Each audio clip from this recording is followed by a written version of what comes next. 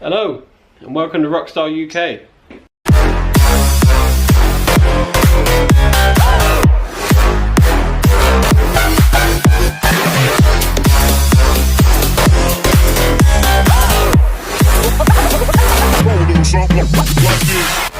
I know it's been a while, but life's been a bit hectic, money's been short, the economy has absolutely wrecked us in the UK, so people haven't got money to go and spend on projects and building Zoomers and motorbikes and stuff. So that leads me on to what we're going to do today. We're going to be working on the 883 iron, the Harley Davidson. I've got MIG controls, which are basically have your legs at a sort of like a right angle on the bike at the moment, and we're going to be putting forward controls onto it. These basically move your feet from mid position on the bike to literally just in front of the exhaust. That then supposed to give you a more comfortable ride. I like the look of it. So I've got a cheap kit. Is what it is. So I got this from Temu. Now I was really skeptical of this because we all know if we buy off cheap sites and stuff, you get crappy parts. But for example, this is the leg on one side. It's made out of a cast aluminium, but it's been very well powder coated. So we are going to be putting this kit on. That's the other side, and then you've got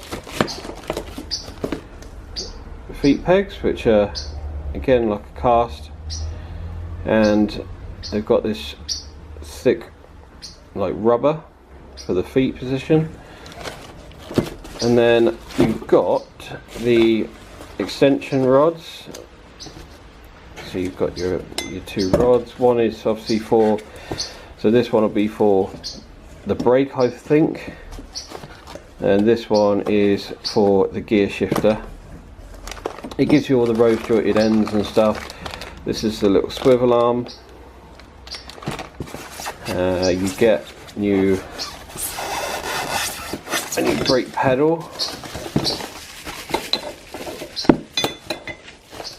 You get a new brake pedal with a bushing in it. Pedal looks pretty good, and it's already got the ball joint attached, so you ain't got to worry. You just got to tighten it up.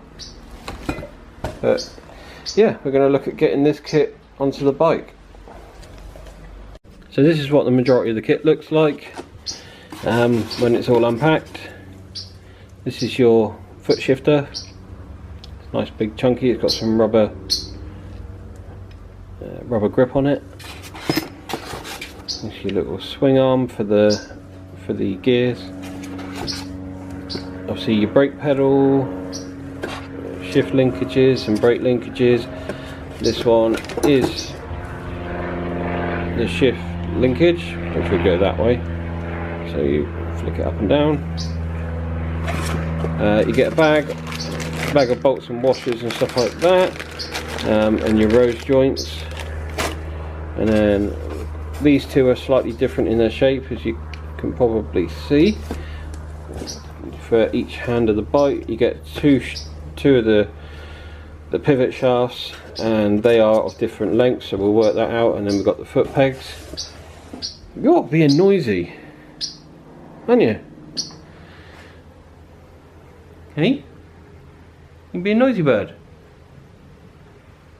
Yeah, now the camera's on you, you're a bit... Okay. So you get a set of instructions, which it's all written out, telling you what item numbers and stuff like that to screw together. And then they have got some sort of pictorial representation of how it all goes together, which is good. And then obviously this is the gear linkage side. But we're going to crack on, we're going to swap them over and see what the final product looks like on the bike. Okay, so after some work we got them on.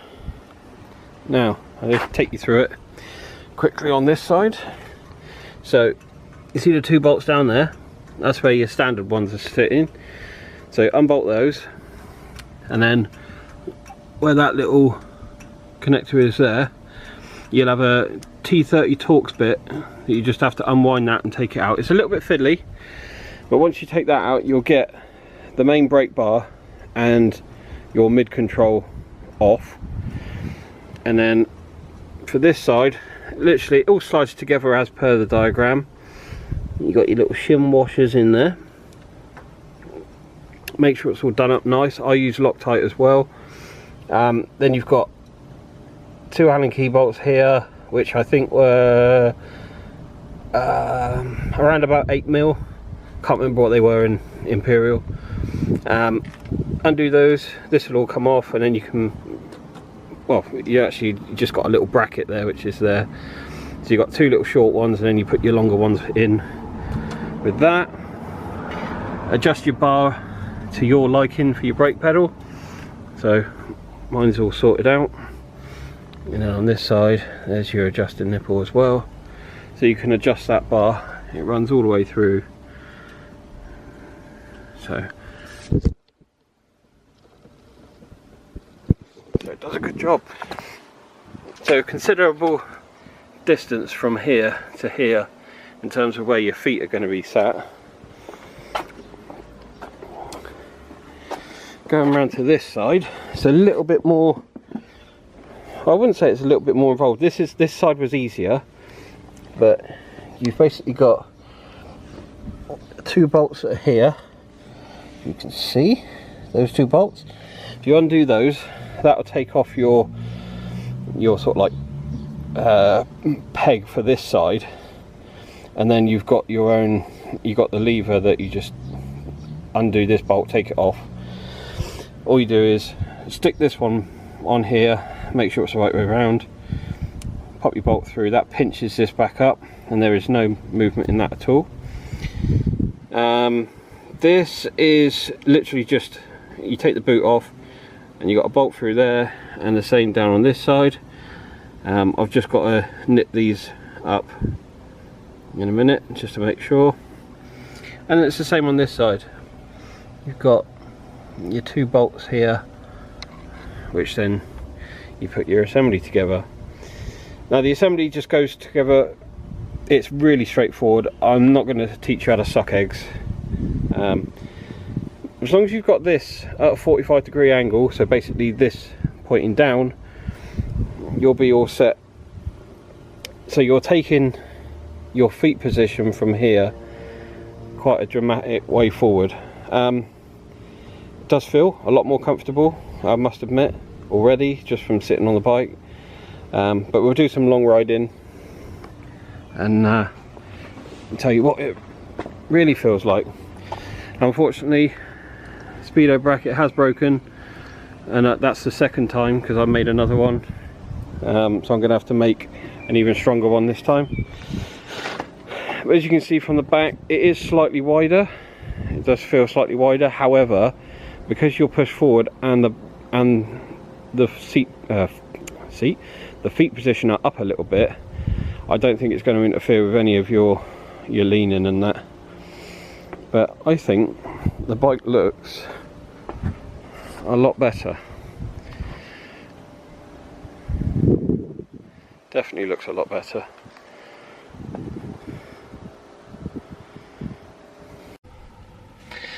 Okay, so if you like that video, please give it a thumbs up, share, like, all those good things. Apologies for the short video, but it was quite a simple install. So I don't want to teach you how to suck eggs, because it's just, you can work it out for yourself. Plus, you should get a diagram in there. Now, there are various different prices for these kits all over the internet. Now, my honest review of this one, it has got a bit of flex in it when you put your feet on it. We'll see how long it lasts. We'll see if it stands up to the test of time. I could see in an accident, should you have one, that there'll probably be the bit that breaks. So I have kept the standard ones as well. Now, I've seen these kits ranging from about 120 quid all the way up to sort of like 300 quid. Or you can buy the Harley Davidson kit, which is quite costly, but it is made out of steel, and that is around about the £500 mark. I managed to pick this up from Temu for £56. I don't know how I got it that cheap, but it cost me 56 quid for the kit. It was worth a gamble for me. So I'm pretty pleased with the results. We'll see how it rides. I'll feed back to you. See you all in the next one.